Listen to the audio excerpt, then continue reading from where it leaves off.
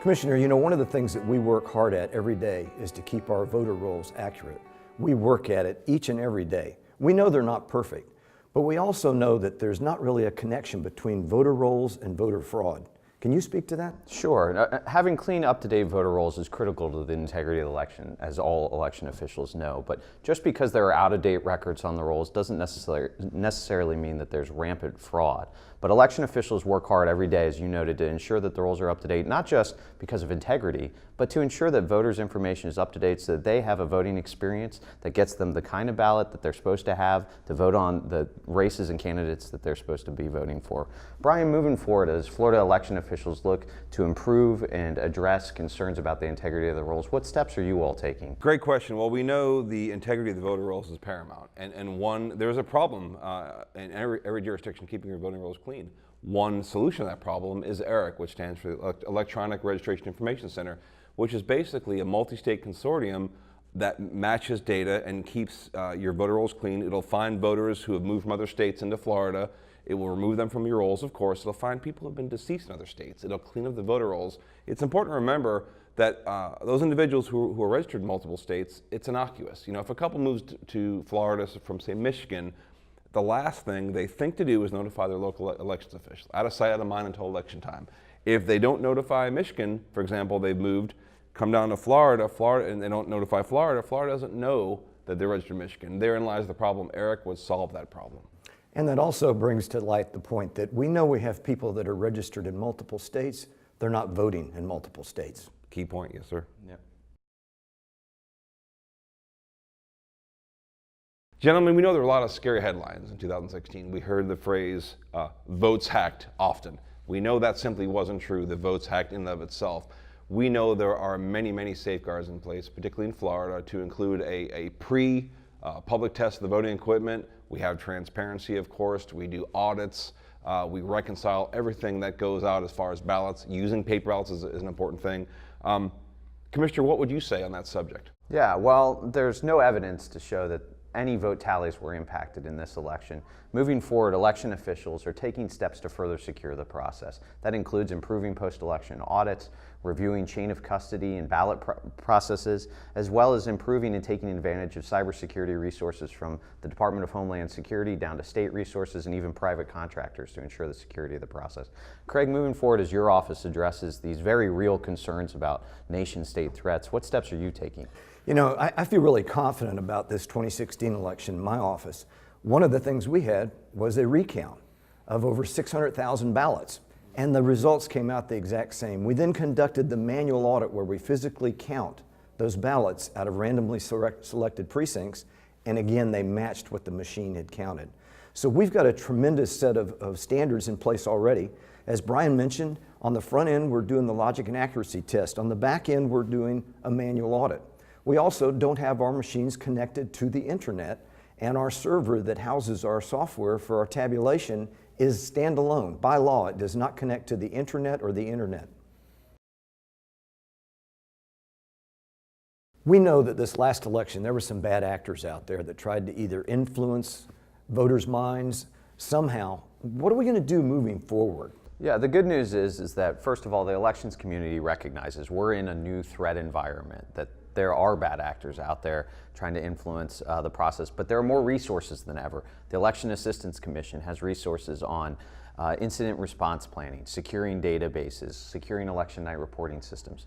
We have resources from the Department of Homeland Security, the FBI, state offices, local IT offices, and security professionals are offering their services up to election officials. And so moving forward, election officials need to recognize this new environment and take advantage of all of the resources that are now available to them to better secure the process. This is a great point.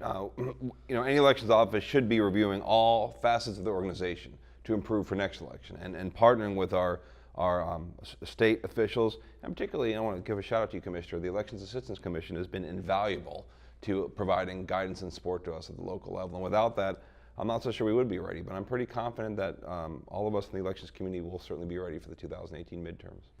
And we constantly are interacting with our counterparts across not only the state but the country. So we're able to pick up and really move forward with best practices, knowing what supplies we need out there, what's a contingency plan. We all have our COOP plans that we deal with, and we're just looking one step further. It's that contingency plan to continue have the voting go on. The most important thing for voters to know is that election officials think about this stuff, they stay awake at night worrying about this stuff, and they plan and plan again, asking themselves what could go wrong and what can I do to solve that problem. My office has been very vigilant. We do cybersecurity training with all of our employees. We really think out how we deliver and secure our election equipment and how we keep it safe year-round, not just on election time. So what do we need to look at as we move forward here? What's the future look like for us? No, election officials have done an incredible job securing the process, but like all elections, it's a chance to look back at this last election and ask ourselves, what have we learned? How can we get better? And there are a variety of steps that election officials can take. First is doing the training like you mentioned, taking advantage of cybersecurity resources to improve the overall knowledge and security of the process. The second is talking to voters about the process, ensuring them that you've taken the steps you need to secure the process, because voter confidence and voter education in this is critically important moving forward. And then the third is ensuring that all your policies, all your procedures have been reviewed, evaluated, and updated, given this new kind of threat environment as we talk about nation-state actors and the threats to our election equipment. Brian, as your office moves forward looking towards this year in 2018, what steps is your office taking to secure the process? There is no more of a community, of a sisterhood and brotherhood than the elections community. We're proud to be called election geeks, as we all know. We are beyond collaborative, so we're constantly sharing best practices, both regionally, of course, on the state level and nationally, and in some degrees internationally. And that's been a huge, huge benefit. Sharing best practices raises all of us, our professionalism, and prepares us for each election cycle with the goal, clearly, of making it a little bit better than the last one. And I think we'd all agree the ultimate goal is to instill voter confidence and continually increase. I think I would submit that's probably the biggest victim of 2016 was an erosion to some degree of voter confidence because of all those headlines and news that we saw. But anything we can do to work together to increase and instill that voter confidence, I think, is key. Yeah, I think that's one of the best points that came out in this election, though, is the decentralized nature of the election both increases the security as we have thousands of election jurisdictions across the country, but it allows voters to interact at the local level. It's not the federal government running elections, it's neighbors, it's members of the PTA, it's fellow parents in their community that run elections. And so voters can get involved. They can become poll workers. They can attend pre-election testing. They can attend vote counts or auditing so that they can see the process for themselves and understand. They don't have to take our word for it that the process has integrity. Florida's great because we have a paper ballot. We can always go back and count those votes again if we have to. Yeah, I always like to tell voters that they don't have to take my word for it or election officials' word for it. There's lots of opportunities for them to get involved in the process. Go be a poll worker. Go watch pre-election testing and post-election audits and the counts to learn the process and have their questions answered. I think it's important to know for every Floridian, there's no greater advocate for a voter than his or her supervisor elections. We're the lowest connection to that voter, and we're here to serve them. They need to know that. When I talk to voters, one of the things I tell them when they're confused about something that may be occurring is that never lose sight of the fact that election law is made by people elected to office. So often I'm asked, what do you guys do in between elections? And I tell them, oh, they sit back and have a cup of coffee, relax. No. Election officials work every day to evaluate the process, ask themselves how they can improve it, better secure it, better access for voters with disabilities, and move forward to take steps to improve that process. That's a great point. We always tell our voters, be election ready. When in doubt, reach out to your local supervisor elections. Don't wait until election day. Be election ready. Each and every day, I'm working as hard as I can to make Hillsborough County the best place in America to vote.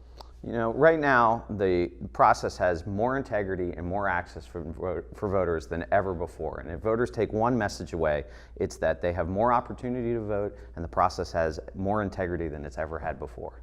I would agree, and I think it goes back to voter confidence. That's something we can control. We can control the processes clearly, but making sure voters know that when they vote, their vote's going to count is paramount. And we have proven steps to make sure that happens.